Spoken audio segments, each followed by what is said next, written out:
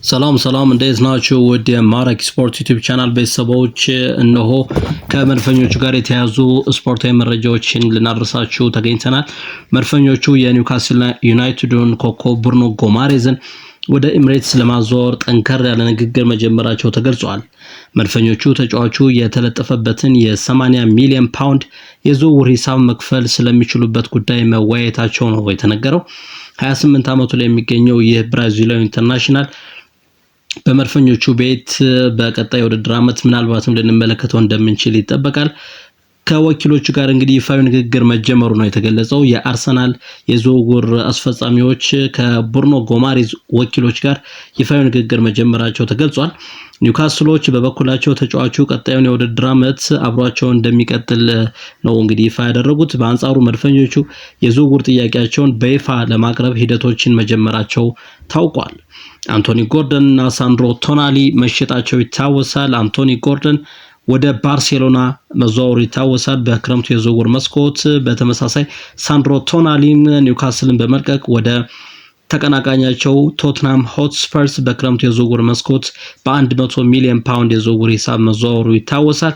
ሶስተኛው እንግዲህ ከኒውካስል ዩናይትድ የሚወጣው ሶስተኛው ተጫዋች ብሩኖ ጎማሬዝ አምበላቸው ብሩኖ ጎማሬዝ ማለት ነው ወደ ኤሚሬትስ ስቴዲየም ሊዘዋወር እንደሚችል ይጠበቃል። በአርሰናል ራዳር ውስጥ መገኘቱ ደግሞ ይፋ የሆነ መረጃ ነው ማለት ነው። ጎማሬዝ ከክለቡ ኒውካስል ዩናይትድ ጋር መለየት እንደሚፈልግ ለክለቡ ማሳወቁ ተነግሯል። ምንም እንኳን እስካሁን ድረስ ከክለቡ አመራሮችና አሰልጣኙ ኤዲ ሆዊ ጋር ፊት ለፊት በአካል ተገናኝቶ ጉዳዩን ይፋ ባያደርግም፣ ነገር ግን የክለቡ አምበል ብሩኖ ጎማሬዝ ከክለቡ ከኒውካስል ዩናይትድ ጋር መለየት እንደሚፈልግ መናገሩ ይታወሳል። ተጫዋቹ እስከዛሬ ድረስ ብራዚል ከዓለም ዋንጫው ከተሰናበተችበት ጊዜ አንስቶ ከቤተሰቡ ጋር እረፍት ላይ መሆኑ ነው የሚታወቀው። ብራዚል በኖርዌይ ተሸንፋ በዓለም ዋንጫው ከውድድር ውጭ መሆኗ ይታወቃል። እንግዲህ ከዛ ጊዜ ጀምሮ እረፍት ላይ መሆኑ ነው የተነገረው። ተጫዋቾች ማግኘት የሚገባቸውን የ21 ቀናት እረፍት በዚህ ጊዜ እያጣጣሙ ሲሆን ብሩኖ ጎማሬዝም የተሰጠውን የ21 ቀናት እረፍት በዚህ ሳምንት በማጠናቀቅ ወደ ኒውካስል ዩናይትድ እንደሚመለስ ይጠበቃል። በኒውካስሉ የልምምድ ካምፕ ላማንጋ ጁላይ 31 ላይ ሊገኝ እንደሚችል የሚጠበቀው ብሩኖ ጎማሬዝ ኦገስት 8 ኒውካስል ዩናይትድ ከስፔኑ ክለብ ቫሌንሻ ጋር ለሚያደርገው የቅድመ ውድድር ዝግጅት ጨዋታ ስልጠና ይጀምራል ተብሎም ይጠበቃል። በተመሳሳይ መድፈኞቹን በቀጣይ ሳምንት ኦገስት 1 ላይ ከጂሮና ጋር ለሚያደርጉት የቅድመ ውድድር ዝግጅት ወደ ስፔን እንደሚጓዙ ይጠበቃል። ኒውካስል ዩናይትድ በብሩኖ ጎማሬዝ ዝውውር ጉዳይ አሌክሳንደር አይዛክ ወደ ሊቨርፑል ለመዘዋወር ሲል አምና ተፈጥሮ የነበረው አይነት ግርግር እንዳይፈጠር ጥንቃቄ ሊያደርግ እንደሚችል ይጠበቃል።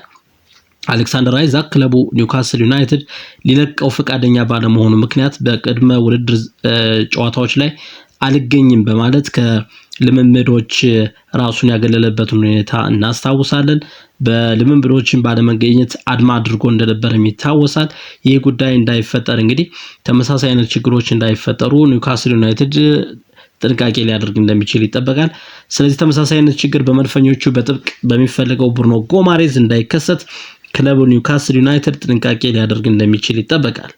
ኒውካስል ዩናይትድ የክለቡ ድንቅ ተጫዋችና አምበል ብሩኖ ጎማሬዝ በአርሰናል ክለብ በመፈለጉ በኒውካስል ዩናይትድ በኩል አለመረጋጋቶች መፈጠራቸው ነው የተገለጸው።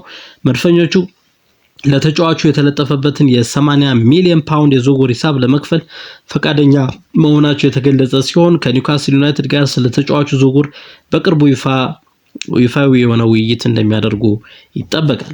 ጣሊያናዊውን ኮከብ ሳንድሮ ቶናሊን አሳልፈው ለፕሪሚየር ሊግ ተቀናቃኛቸው ቶትናም ሆትስፐርስ የሸጡት ኒውካስል ዩናይትዶች አምበላቸውን ብሩኖ ጎማሬዝንም ለአርሰናል ይሸጣሉ ተብሎ ይጠበቃል። ከኒውካስል ዩናይትድ ጋር መለየት እንደሚፈልግ የተናገረው ብሩኖ ጎማሬዝ መዳረሻው የሰሜን ለንደኑ ክለብ አርሰናል ሊሆን እንደሚችል ይጠበቃል። ዋንጫዎችን ማሳካት ፈልጋለሁ ሲል የተደመጠው ብሩኖ ጎማሬዝ ከኒውካስል ዩናይትድ ጋር የካራቦ ካፕ ዋንጫን ማሳካት የቻለ ቢሆንም የፕሪሚየር ሊግ እና የሻምፒዮንስ ሊግ ዋንጫዎችንም ለማሳካት ትልቅ ፍላጎት እንዳለው ተናግሯል። ብሩኖ ጎማሬዝ ከኒውካስል ጋር ከመቆየት ይልቅ ወደ አርሰናል መዘዋወርን እንደሚመርጥ ይጠበቃል። ምክንያቱ ደግሞ ኒውካስል የዋንጫ ቡድን አይደለም። በአንጻሩ አርሰናል የፕሪሚየር ሊግም ሆነ የሻምፒዮንስ ሊግ ዋንጫዎችን የማሳካት ከፍተኛ ተስፋ ያለው ክለብ ነው። ስለሆነም አርሰናልን በመምረጥ ወደ ኤምሬትስ ስቴዲየም ሊዘዋወር እንደሚችል ይጠበቃል። ኒውካስል ዩናይትድ በክረምቱ የዝውውር መስኮት 2 ኮከቦችን መሸጡ የሚታወቅ ሲሆን አንቶኒ ጎርደንን ለባርሴሎናው በ69.3 ሚሊዮን ፓውንድ ሲሸጥ ሳንድሮ ቶናሊን ደግሞ ለቶትናም ሆትስፐርስ በ100 ሚሊዮን ፓውንድ መሸጡ ይታወሳል። በአንጻሩ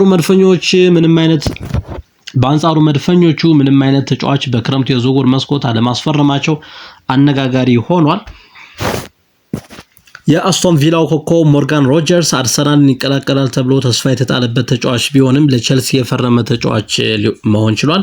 ብሩኖ ጎማሬዝን ለማስፈረም ትልቅ እንቅስቃሴ እያደረጉ የሚገኙት አርሰናሎች ተጫዋቹን ወደ ኤምሬትስ ሊያመጡት እንደሚችሉ ይጠበቃል። በአንጻሩ ኒውካስል ዩናይትዶች ለተጫዋቹ የለጠፉት ከፍተኛ የዝውውር ሂሳብ ምናልባትም ዝውውሩን እንዳያከሽፈው ከፍተኛ ስጋት መሆኑ ተገልጿል። በ2022 በ40 ሚሊዮን ፓውንድ ኒውካስልን የተቀላቀለው ብሩኖ ጎማሬዝ የተለጠፈበት የዝውውር ሂሳብ 80 ሚሊዮን ፓውንድ መሆኑ ይታወቃል። ምንም እንኳን ክለቡ ኒውካስል ብሩኖ ጎማሬዝን አይሸጥም የሚል መግለጫ ቢያወጣም ተጫዋቹ ግን ወደ አርሰናል ለመዘዋወር ልቡ መሸፈቱ ተገልጿል። ብሩኖ ጎማሬዝ ለኒውካስል ዩናይትድ ከፈረመ ወዲህ 195 ጨዋታዎች ላይ ተሰልፎ መጫወት የቻለ ሲሆን 31 ጎሎችን ደግሞ ማስቆጠር ችሏል።